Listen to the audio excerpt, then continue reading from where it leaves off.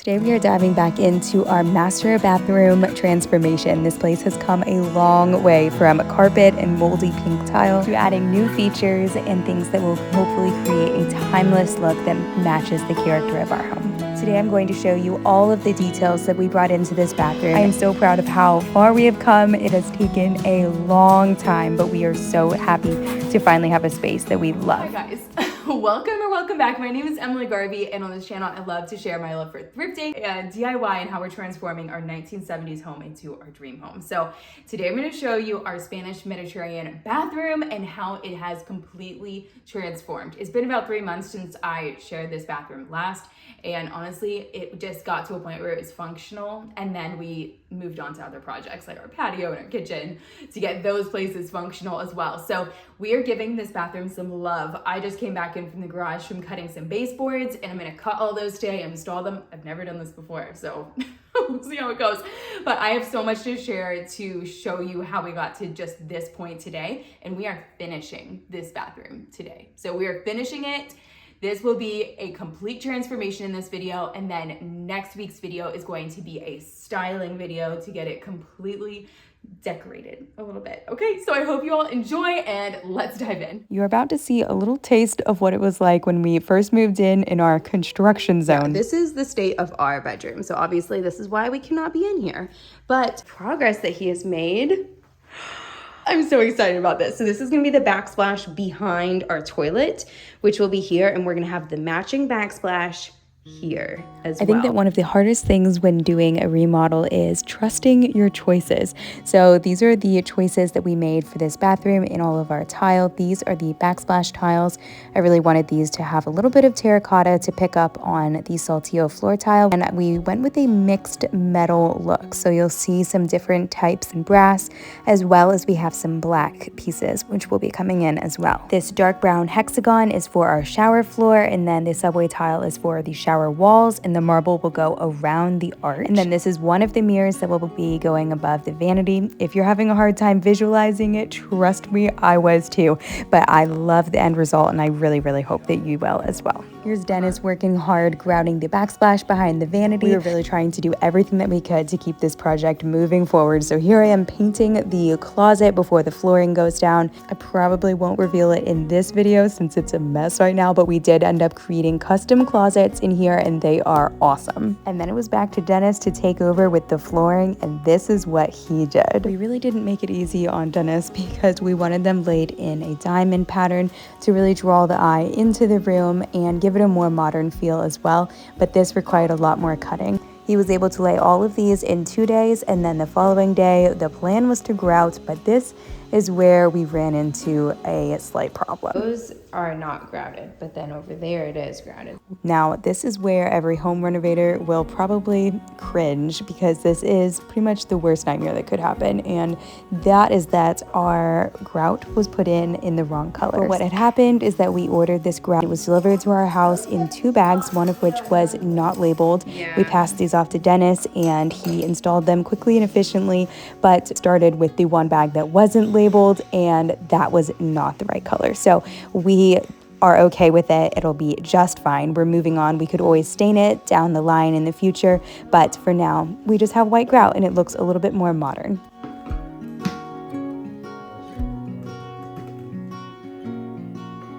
I'm laughing a bit at all of these clips being in such darkness, and that is because Dominic and I were tackling these projects late at night after the boys had fallen asleep, just so that we could get this project done and move into our master bedroom instead of sleeping on the floor in our 4-year-old's room. But here I am applying kilts to the ceiling, as this is just drywall. I also had a few spots that we needed to touch up on the trim, so I'm just using some kilts, which helps everything just stick super well.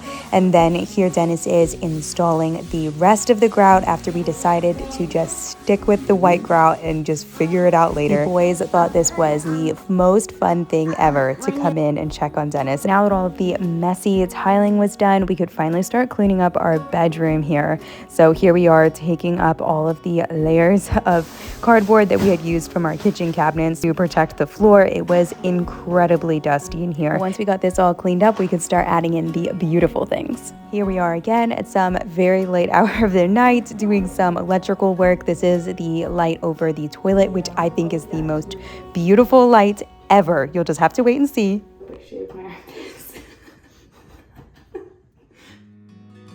It turns out I did not have the right light bulb, but once I went to the store and got that one, it was this really, really skinny one, and you'll see why in just a second, because this globe goes on top of it. This is a Moroccan star, and we thought that it just really matched the look of our Spanish Mediterranean look. It's so good. I love this pattern that it gives off. I wish I had known sooner how easy it is to swap out your toilet handle thing. I'll link this one. It made the biggest difference, and I think it is just so cute. We had a few more evenings of caulking and painting. We painted mostly our entire home in this alabaster color by Sherwin-Williams. It is a very warm white, and I definitely recommend it. And next was to bring in our vanity. We found this one on Wayfair. Since we don't have a door between this part of our bathroom and our master bedroom, I really wanted this to look more like a dresser and less like a bathroom vanity. Now above the vanity we have a recessed light, but we also wanted to add some sconces to add some visual interest and create a more ambient light. So we went with these black ones that we found on Amazon and were a dupe of some that I found through Pottery Barn. I'll link all of the things that I am using that we bought new down in the description below, but we really, really love these lights. They were easy to install. Gideon helped me here, and I think they look much more high-end than they really are. Hey, you. What?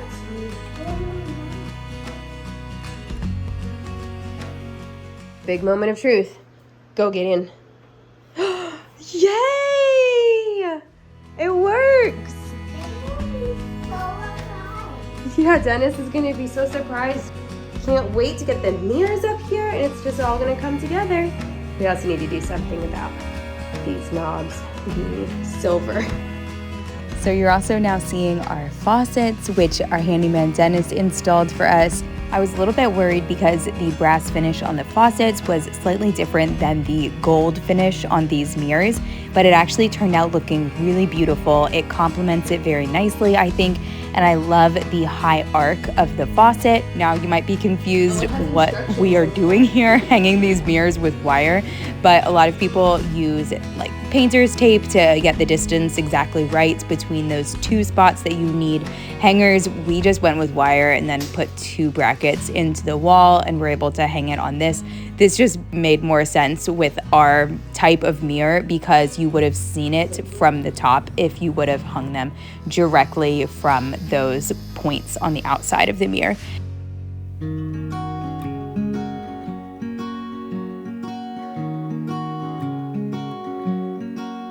So now you're getting a little sneak peek of what our custom closets looked like. So this is something that my dad and Dominic really tackled. They created this tower for the middle, which will be our structure that the shelves are attached to, in addition to the outside and to the back with brackets. Oh, thanks, honey. Can you put it in the fridge? This is what renovation looks like with children in the house. I don't know why he was holding broccoli. But anyway, we made sure that these distances here would be the perfect distance for either male or female clothing. Since all of this was raw wood, we did need to prime this with kilts. And then to add some contrast, we used our trim color, which is Accessible Beige by Sherwin-Williams. Okay, so we're finally to the point of adding our accessories, our jewelry, if you want to say. We've added our lighting and our mirrors. Those were huge. That made, like, it actually looks like a bathroom now. But our towels have just been like draped on everything. So we need to get these towel racks up, the hand towels and the big shower towels. I have these hooks that I've actually used, I think, in like 3 different rentals that we've had previous to this one. So this is something that you can invest in even if you're renting and take them with you. Most places won't care if you put these into walls. I'll show you how I do it where it doesn't cause too much damage.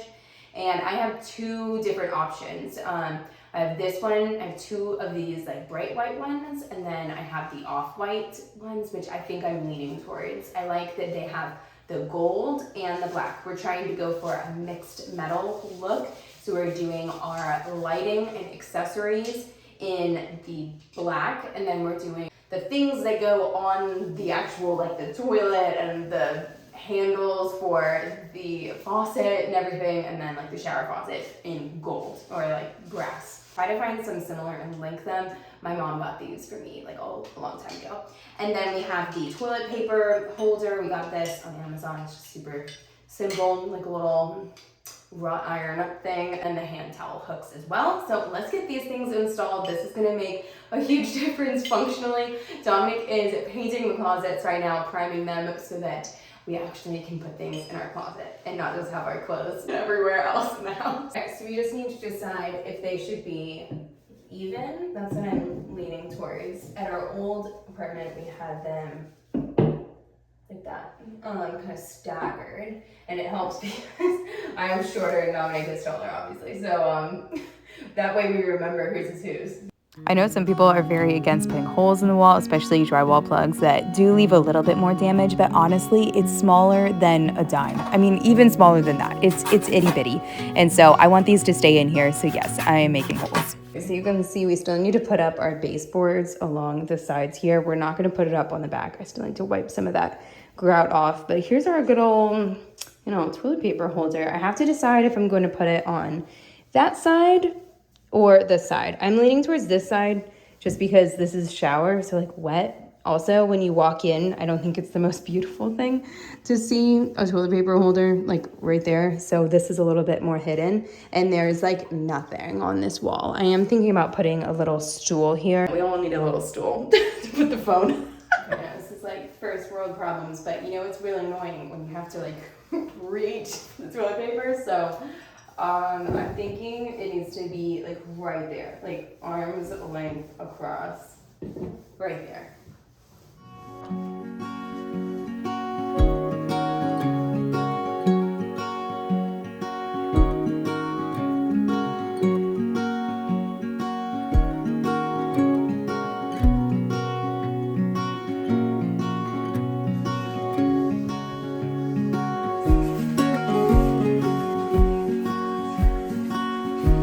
The accessible beige color that I mentioned that we're using from Sherwin-Williams on all of our trim and then in all of our closets as well. We really like how it stays kind of like the same color throughout different light environments, and I feel like that is fairly rare for a paint color. That's, at least in my opinion, what I have noticed. So we also had some touch-ups to do on the trim, and then what I found to be really helpful for getting in this spot right here in this crease was using a tiny craft paintbrush. Typically you would paint the trim first before you paint your walls because you inevitably go onto the walls, but this technique worked well to do the little touch-ups.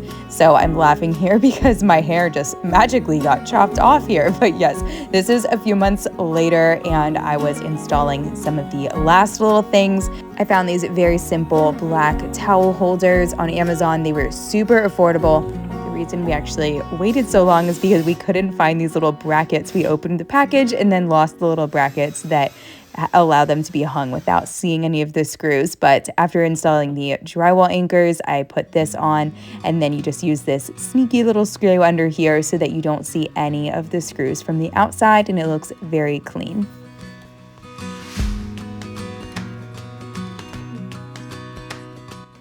Now, here comes the part of the video where I almost lost my mind. It actually wasn't that bad looking back on it, but it definitely was a very tedious process, especially just figuring out all of the different angles for our topper piece, because we don't just have one piece of baseboard. We had to complicate it and have two pieces of baseboard, which you'll see why, and I think that it really does make a good difference. I only filmed my very first cut, and it was definitely the worst one. I didn't even go all through the wood because our saw is a little bit too short, and so if you let go of the wood, it will actually leave a little spot and crack that spot, so you have to be very careful. And then here is the wood piece that goes on top. It's called a cove molding, and you can see just how many different ways you could lay this down on the saw at different angles to get different types, like an inner cut or an outer cut, or even an angle down, like a slope cut. So I used all of those because I wanted there to be some specific corners around where the shower is. And so it was a little bit complicated, but once I got the hang of it and created a template for myself to guide off of, it actually wasn't too bad.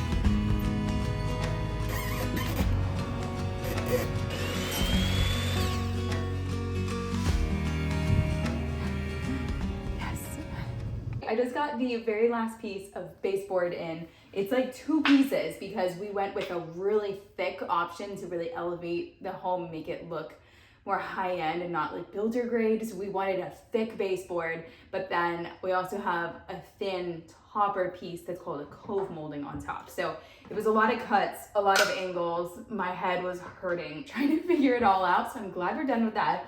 Now it's time to attach them. So I just spent the past 30 minutes or so trying to figure out how to do this, watching a bunch of videos. We'll start nailing them in. I was honestly getting pretty tired of filming this entire makeover by this point, so this is the only clip that I got of myself nailing these in. And then I also had to wood fill all of these spots, sand them, and paint them. But I'm sure you guys are so ready to see this reveal. We only have one more thing to do, and that is this very unfortunate marble piece. So we decided to use the threshold that was already here to salvage it. We didn't really know that it was this stained. We just told our handyman that he could use it, and he installed it very quickly and promptly before we really got a chance to clean it. So I read online that you can actually use baking soda mixed with water, covered in saran wrap, and then leave that for about 12 hours and then scrub it off with like something a little bit abrasive. So I tried that. It worked a little bit. You can see that it's maybe a little bit lighter. But then what I actually found to really work, and you guys can be the judge of this as well, we might end up replacing this slab since it's not actually that expensive just to buy a new one. But what did work was using hydrogen peroxide on paper towels and then putting saran wrap on it so that this could all stay wet and everything, and leaving this for, again, about 12 hours before wiping it off. Finished painting. I put on a cute outfit because we are about to go to the library with some friends. So I need to film some after shots before we go. And so it might not be completely dry yet. So paint always dries darker than when you apply it. So that's why you might see some blotchiness when you are applying that second coat or like touch-ups. Just wanted to mention that. So I'm going to show you in just a second what this looked like before and then what it looks like now. But next week, I wanted to remind you that we will be doing a whole styling in here, making it functional and aesthetic and just beautiful. A lot of thrifted things, some budget-friendly options as well. So please come back for that one. And if you haven't already, please like this video as that really helps support this channel. And I would love to hear from you in the comments below. But now let me remind you what this place looked like before.